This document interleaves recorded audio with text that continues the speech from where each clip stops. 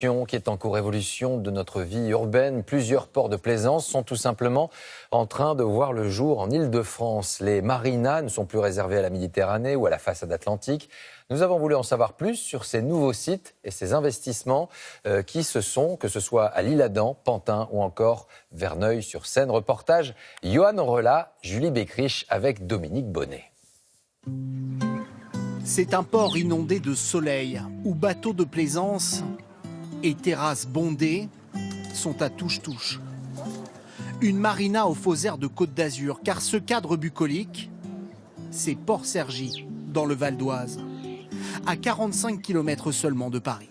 Là, on est ailleurs, on est, je sais pas, moi je suis dans le sud de la France. Ça change un petit peu de la circulation, des bouchons. Une vue apaisante pour les riverains, un cadre de vie pour les plaisanciers. Ici, le port affiche complet. Une soixantaine de bateaux toute l'année, comme celui de Christian Oudéier, sa résidence principale depuis presque 20 ans. Le plaisir déjà, c'est d'être sur l'eau, c'est de vivre sur l'eau, d'être entouré d'eau, alors que d'habitude c'est un jardin ou du béton. Là, c'est de l'eau. C'est des gens très très sympathiques en plus. Là, c'est par exemple des Australiens, des Américains. Ces ports fluviaux, c'est le concept en vogue qui attire les plaisanciers du monde entier.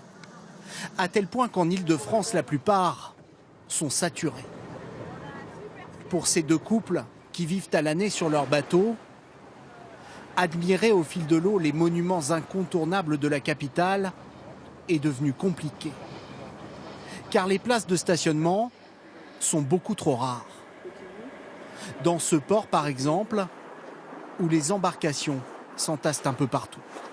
Par manque de place, on a rajouté des bateaux, et ces bateaux sont empilés les uns sur les autres par rapport à un quai. Où peut-on s'amarrer en tant que plaisancier qui ne sommes pas de Paris, qui sommes juste de passage et où on voudrait s'amarrer quelques jours?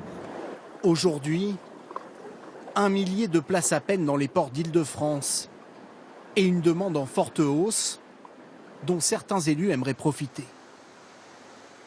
À Cergy, ce site va devenir un nouveau bassin de 150 places, bordé d'hôtels et de commerces. L'idée, c'est de renforcer l'attractivité touristique de Cergy.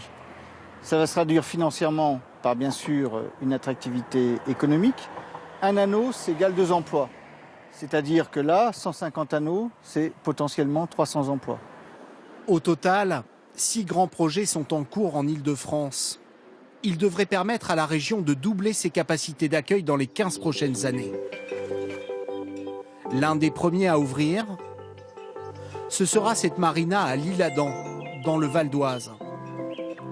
Un bassin de 130 anneaux, mais surtout un nouveau quartier de 365 habitations. La moitié de ces logements, prévus pour 2020, ont déjà trouvé preneur. Qu'est-ce qui attire? Écoutez, c'est essentiellement le cadre de vie. C'est un projet qui offre tout un tas de commodités telles que des restaurants, des commerces, qui permettent de recréer l'attractivité d'un petit centre-ville. La même attractivité, mais aussi les mêmes prix de vente que pour des logements de centre-ville. Ici, près de 5 000 € du mètre carré. Ces futures marinas font aussi le bonheur des promoteurs immobiliers. C'est une nouvelle qui a entraîné la stupéfaction de toute une commune.